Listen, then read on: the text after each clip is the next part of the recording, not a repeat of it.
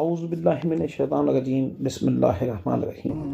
سلطان صلاح الدین یوسف بن ایوب ایوبی سلطنت کے بانی تھے۔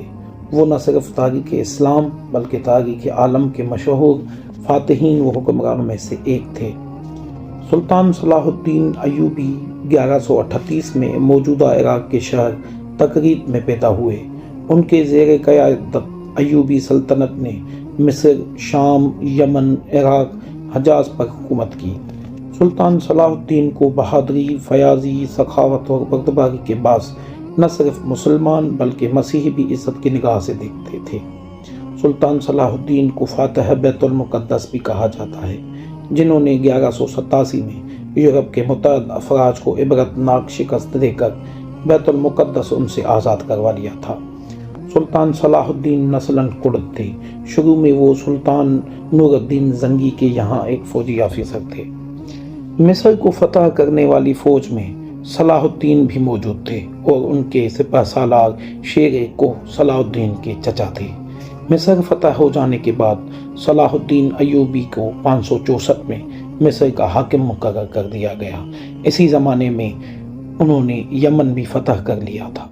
نور الدین زنگی کے انتقال ہو جانے کے بعد سلطان صلاح الدین ایوبی کو حکمران بنا دیا گیا۔ مصر کے بعد صلاح الدین نے 1182 تک شام، موصول، حلب وغیرہ فتح کر کے اپنی سلطنت میں شامل کر لیے۔ اس دوران میں صلیبی سردار رینالڈ کے ساتھ 4 سالہ معاہدہ صلح ہو چکا تھا، جس میں دونوں ایک دوسرے کی مدد کے پابند تھے، لیکن یہ معاہدہ محض کاغذی اور رسمی تھا۔ صلیبی بدستور اپنی اشتعال انگیزیوں میں مشغول تھے اور مسلمانوں کے قافلوں کو برابر لوٹ رہے تھے۔ 1186 میں مسلمانوں کی ایک ایسے ہی حملے میں رینالڈ نے یہ جسارت کی کہ بہت سے دیگر مسیحی امراء کے ساتھ مدینہ منورہ پر حملے کی غرض سے حجاز پر حملہ آور ہوا۔ صلاح الدین نے ان کی سرگرمیوں کے روک تھام کے لیے اقدامات کیے اور فوراً رینالڈ کا تعاقب کرتے ہوئے حطین میں اسے جا لیا۔ سلطان نے یہیں دشمن کے لشکر پر ایک ایسی آتش گیر مادہ ڈلوایا جس سے زمین پر آگ بھڑک اٹھی۔ محمد صلی اللہ علیہ وسلم کی شان میں برملا طور پر گستاخی کیا کرتا تھا اور سلطان صلاح الدین نے اسے اپنے ہاتھوں سے قتل کرنے کی قسم اٹھا رکھی تھی۔ حطین کے فتح کے بعد صلاح الدین نے بیت المقدس کی طرف رخ کیا۔ ایک ہفتے تک خون ریزی جنگ کے بعد مسیحیوں نے ہتھیار ڈال دیے اور رحم کی درخواست کی۔ بیت المقدس پورے 88 سال بعد دوبارہ مسلمانوں کے قبضے میں آیا اور تمام فلسطین سے مسیحیوں کی حکومت ختم ہوئی۔ بیت المقدس کی فتح سلطان صلاح الدین کا عظیم کارنامہ تھا۔ سلطان نے مسجد اقصیٰ میں داخل ہو کر نور الدین زنگی کا تیار کردہ منبر اپنے ہاتھ سے مسجد میں رکھا۔ اس طرح نور الدین زنگی کی خواہش سلطان کے ہاتھوں پوری ہوئی۔ جب بیت المقدس پر قبضے کی خبر یورپ پہنچی تو سارے یورپ میں قہرام مچ گیا۔ ہر طرف لڑائی کی تیاریاں ہونے لگیں۔ جرمنی، اٹلی، فرانس اور انگلستان سے فوجیں فلسطین روانہ ہوئی۔ انگلستان کا بادشاہ رچرڈ، جو اپنی بہادری کی وجہ سے شیر دل مشہور تھا، اور فرانس کا بادشاہ فلپ آگسٹ اپنی اپنی فوجیں لے کر فلسطین پہنچے۔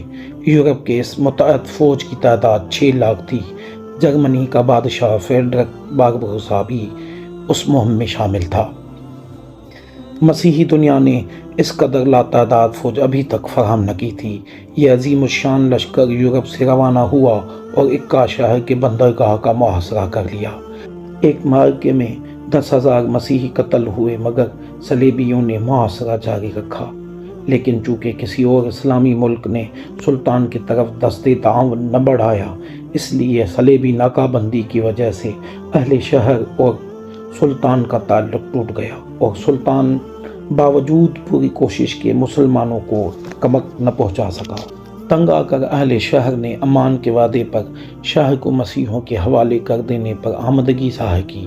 فریقین کے درمیان معاہدہ طے ہوا جس کے مطابق مسلمانوں نے 2 لاکھ اشرفیاں بطور تعاون جنگ ادا کرنے کا وعدہ کیا اور صلیب اعظم اور 500 مسیحی قیدیوں کی واپسی کی شرائط طے کرتے ہوئے مسلمانوں نے ہتھیار ڈال دیے۔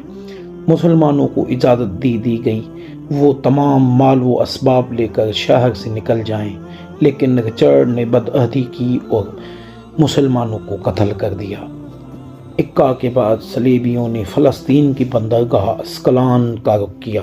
اسکلان پہنچنے تک مسیحیوں کا سلطان صلاح الدین کے ساتھ 11 بار مقابلہ ہوا۔ سب سے اہم معرکہ ارسوف کا تھا۔ سلطان نے جواں مردی اور بہادری کی مثال پیش کی، لیکن چونکہ کسی بھی مسلمان حکومت بالخصوص خلیفہ بغداد کی طرف سے کوئی مدد نہ پہنچی، لہٰذا سلطان کو پسپائی اختیار کرنی پڑی۔ واپسی پر سلطان نے اسکلان کا شہر خود ہی تباہ کر دیا، اور جب صلیبی وہاں پہنچے تو انہیں اینٹوں کے ڈھیر کے سوا کچھ بھی حاصل نہ ہوا۔ اس دوران میں سلطان نے بیت المقدس کی حفاظت کی تیاریاں مکمل کر لی، کیونکہ اب صلیبیوں کا نشانہ بیت المقدس تھا۔ سلطان نے اپنی مختصر سی فوج کے ساتھ اس قدر عظیم لاؤ لشکر کا بڑی جرات اور حوصلے سے مقابلہ کیا۔ جب فتح کی کوئی امید باقی نہ رہی تو صلیبیوں نے صلح کی درخواست کی۔ فریقین میں معاہدہ طے ہوا۔ معاہدے کی شرائط کچھ یوں تھے: بیت المقدس بدستور مسلمانوں کے پاس رہے گا، ارسوف، حیفا، یافا اور اکا کے شہر صلیبیوں کے قبضے میں چلے گئے، اسکلان آزاد علاقہ تسلیم کیا گیا، زائرین کو آمد و رفت کی اجازت دے دی گئی۔ صلیب اعظم بدستور مسلمانوں کے قبضے میں رہی۔ سن 599 میں سلطان صلاح الدین انتقال کر گئے۔ شام کے موجودہ دارالحکومت مسجد امیہ کے نور نواح میں سپرد خاک کیا۔